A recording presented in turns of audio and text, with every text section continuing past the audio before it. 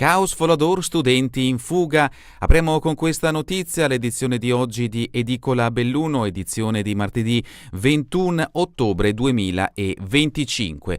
Dopo la mobilitazione delle ultime settimane, alcuni genitori stanno valutando la possibilità di iscrivere i figli in altri istituti. La dirigente Paceri, rimanda al mittente le giustificazioni presentate dalle famiglie e inserisce altre modifiche all'orario, notizia che ci porta in questo caso ad Agordo. Prende sempre più corpo la possibilità di un esodo degli studenti del Folador De Rossi verso altri istituti, in particolare di Belluno. 6 famiglie stanno concretamente valutando tale ipotesi, ma un primo campanello d'allarme lo aveva lanciato già il presidente dello Ski College di Falcade, riferendo che l'ipotesi serpeggiava già per quest'anno scolastico negli umori di qualche famiglia di alunni che frequentano la struttura di formazione sportiva. Intanto passano i giorni, ma la situazione si fa sempre più intricata. I genitori riferiscono che sabato scorso all'ora di cena è stato comunicato agli alunni il nuovo orario. Per ora nessuna marcia indietro sui rientri, anzi gli stessi genitori rimarcano l'aggiunta delle lezioni al sabato al liceo dove prima non c'era e il cambiamento di alcune giornate di rientro. Le famiglie sono insorte, alcuni genitori avevano infatti appena chiesto permessi al lavoro per poter gestire al meglio gli orari, altri invece da poco avevano modificato gli impegni extrascolastici dei propri figli. Un'organizzazione familiare da stravolgere in poche ore con nuovi orari comunicati con un anticipo evidentemente non sufficiente per le esigenze degli studenti e dei loro genitori. A complicare un quadro già così rovente un ulteriore episodio: una mamma e rappresentante di classe del Folador De Rossi ha preso carta e penna scrivendo al garante dei diritti della persona della Regione Veneto per denunciare una situazione di persistente abuso, arbitrarietà e disorganizzazione gestionale che ha condotto la nostra storica istituzione scolastica a un punto di non ritorno, compromettendo sistematicamente il diritto allo studio, la serenità e la dignità dei nostri figli. La scuola mineraria in particolare, uno degli attuali indirizzi di studio, ha oltre 150 anni di storia e prestigio. Ora invece le incognite verso il futuro del polo scolastico assumono toni sempre più incerti. Oggi è un istituto dilaniato, ostaggio di una gestione che ha totalmente tradito la missione educativa, prosegue la mamma. Il culmine dell'autoritarismo inaccettabile è la minaccia diretta ai nostri figli. La dirigente ha annunciato conseguenze dirette sul voto di condotta per gli studenti che hanno richiesto uscite anticipate, regolarmente firmate da genitori che se ne assumono la piena responsabilità legale, arrivando a rifiutare motivazioni riconducibili al dissenso contro l'orario. Le uscite anticipate sono comunicazioni di responsabilità genitoriale, non richieste di autorizzazione soggette al giudizio morale della dirigenza. Collegare il voto di condotta a decisioni familiari o a forme di protesta pacifica è un abuso di potere che viola sistematicamente e apertamente lo statuto delle studentesse e degli studenti e il principio di responsabilità personale. Si usa la sanzione come strumento di intimidazione e repressione. L'approfondimento a firma di Claudio Fontanive e lo troverete a pagina 10 del Gazzettino di Belluno. Noi continuiamo con le notizie presenti sulla prima pagina, sempre del Gazzettino di Belluno. Ecco come si apre quindi la prima pagina di questa edizione, notizie in primo piano che ci porta ai Caraibi, giallo dei Caraibi, autopsia decisiva. Stiamo parlando ovviamente della morte di Mirko Bridda, di cui il Gazzettino di Belluno aveva riportato la notizia nell'edizione di ieri, lunedì 20 ottobre 2025. Ieri l'esame del corpo di Mirko Bridda, il pontalpino morto in spiaggia, interrogato un amico, sequestrata camera d'albergo. Resta ancora avvolta nel mistero la morte di Mirko Bridda, il 65enne che all'alba di qualche giorno fa era stato trovato senza vita sulla spiaggia dell'isola di Saint Barth nelle Antille francesi ai Caraibi da un pescatore. È stata aperta un'inchiesta per far piena luce sulle cause del decesso e qualche elemento utile potrebbe emergere dall'autopsia che ieri era ancora in corso, mentre la polizia ha raccolto la testimonianza dell'amico con il quale la sera prima Mirko Bridda aveva un appuntamento al bar al quale non si era presentato. La camera dell'albergo nella quale il parchettista bellunese era alloggiato, prospiciente la spiaggia nella quale è stato trovato privo di vita, è stata posta sotto sequestro.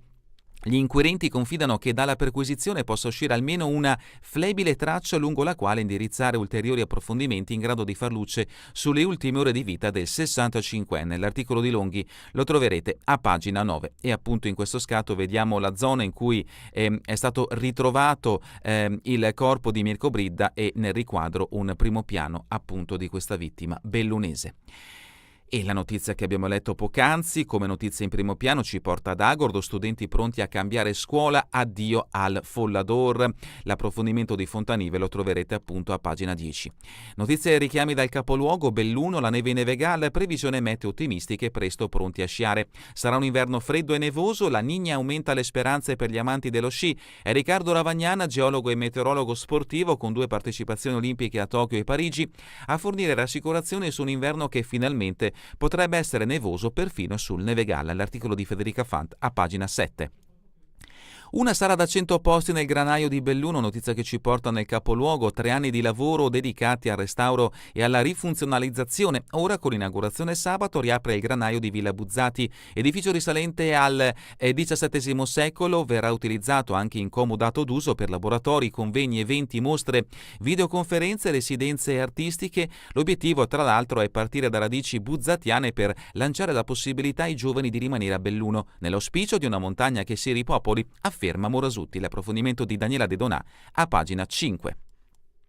A Auronzo scambiano la grande per la Ovest e si perdono, sbagliano la via del rientro e sbagliano anche a indicare con la montagna dalla quale devono essere recuperati. Così il soccorso di 2 alpinisti sulle 3 cime di Lavaredo può iniziare solo quando si riesce a capire dove siano finiti. L'operazione coinvolge diversi operatori fra domenica e lunedì per concludersi alle 2 di notte. La stazione del soccorso alpino di Auronzo riceve la richiesta di intervento alle 22:20 di domenica. L'articolo di Dibona a pagina 11. Stress da lavoro, 1 su 2 vorrebbe cambiare, altra notizia in primo piano sulla prima pagina del Gazzettino di Belluno.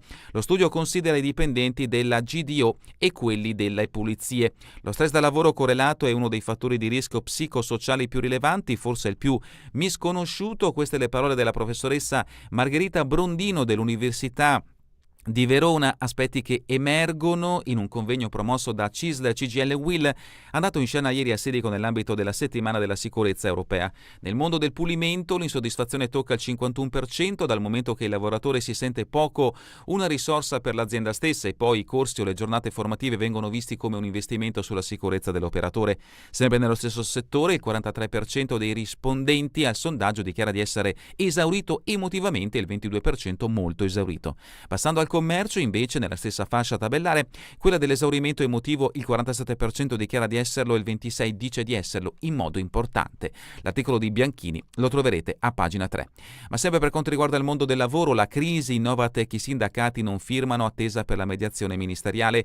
Sconforto misto a perplessità, e questo è lo spirito con cui i 153 lavoratori di Novatec ieri hanno ascoltato ed accolto le proposte che la proprietà ha fatto e che sono state loro comunicate dai sindacati, e domani il fascicolo Innovatec approderà sul tavolo del Ministro del Lavoro. L'articolo di Giovanni Santin a pagina 9. Cortina terza, tra le località delle Alpi per i rincari immobiliari, l'articolo di Dibona a pagina 11. Per quanto riguarda invece lo sport, mountain bike, Giorgia Marchette nel mirino i mondiali della Marathon. L'approfondimento di Valerio a pagina 14. Altro richiamo dalla prima pagina del Gazzettino di Belluno, Santo Stefano, Galleria Comelico, utenti verso la richiesta di ristori. Giovani e Futuro ha diffuso online un sondaggio per chiedere di quantificare i danni per i disagi del cantiere della Galleria Comelico. L'articolo lo troverete a pagina 13. Questa quindi la prima pagina del Gazzettino di Belluno. Passiamo adesso alla prima pagina del Corriere delle Alpi. In questo caso la notizia in primo piano ci porta all'ospedale San Martino di Belluno. Tragedia, ex manager trovata morta in bagno, coinvolti il primario e le 2 infermiere di servizio. Suicidio in psichiatria, aperta un'inchiesta, 3 persone indagate. La procura, omicidio colposo per colpa medica di mancata vigilanza. Trovata morta nel bagno del reparto di psichiatria, Mara Del Medico, 56 anni, già titolare e amministratrice delegata della Fisiomedic di Ponte nelle Alpi, si è tolta la vita la settimana scorsa all'ospedale San Martino. La procura di Belluno ha aperto un fascicolo per l'ipotesi di reato di omicidio colposo per colpa medica, mancata vigilanza. L'approfondimento di Sosso a pagina 17. 2 notizie invece che ci portano a Cortina, i conti del settore, impianti fermi durante i giochi, persi 9 milioni di euro. L'approfondimento di Menardi a pagina 28. A pagina 11 Tomei invece firma questo articolo, l'intervento di Saldini, di Simico, manutenzione con gli incassi delle Olimpiadi. E la foto di copertina è una testimonianza, una bella testimonianza, grandi emozioni prima del debutto in Serie A dei Granata a Treviso, dove è stato curato per 9 mesi. Funario, il tumore sconfitto e l'addio al rugby Feltre. Francesco Funario entra in campo a Treviso con la maglia dello scomparso amico Totò Stefani, che vediamo appunto in questo scatto. L'approfondimento di Dapoian lo troverete a pagina 33. Anche il Corriere delle Alpi dedica un richiamo sulla sua prima pagina alla riapertura del granaio di Villa Buzzati, sarà polo culturale, l'articolo di Ferigo a pagina 22 e ancora.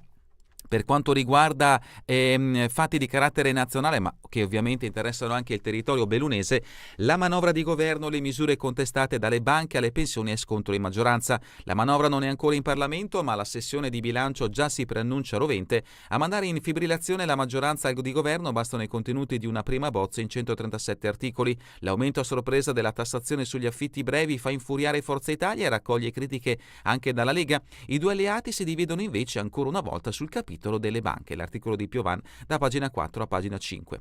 I timori del bellunese, affitti brevi, proteste sull'aliquota al 26% per tutti. Dopo il possibile aumento della tassa di soggiorno arriva il probabile incremento dell'aliquota al 26% per tutti gli affitti brevi, che sono migliaia anche in provincia di Belluno, tanto che non si trovano alloggi ad affitto lungo. La bozza di manovra, approvata venerdì dal Consiglio dei Ministri, attesa in settimana in Parlamento, elimina la riduzione dell'aliquota al 21% e nel bellunese scoppia la protesta degli addetti ai lavori. Tasse sempre più alte. L'articolo di Francesco Dalmas a pagina 20. E terminiamo con il numero 108, che sono i giorni che mancano alle Olimpiadi Milano Cortina 2026, sempre presente sulla prima pagina del Corriere delle Alpi. Altro richiamo invece per quanto riguarda la tragedia avvenuta ad Asiago, dove purtroppo sono morti 3 giovani. In un video la folle corsa dell'auto, lo ski college in lutto, abbiamo visto crescere quei ragazzi. Fortunatamente invece il bellunese che è stato coinvolto da questo tragico incidente sta migliorando. E ancora giallo una bomber, l'ultimo duello, l'approfondimento di Tallandini lo troverete da pagina 2 a pagina 3. È davvero tutto per questa edizione di Edicola Belluno. Vi ricordo che torneremo in replica questa sera via streaming alle 20, domani mattina all'1 ora locale italiana. A voi tutti un buon proseguimento di giornata in compagnia come sempre di Radio ABM, la web radio dell'Associazione Bellunesi nel Mondo.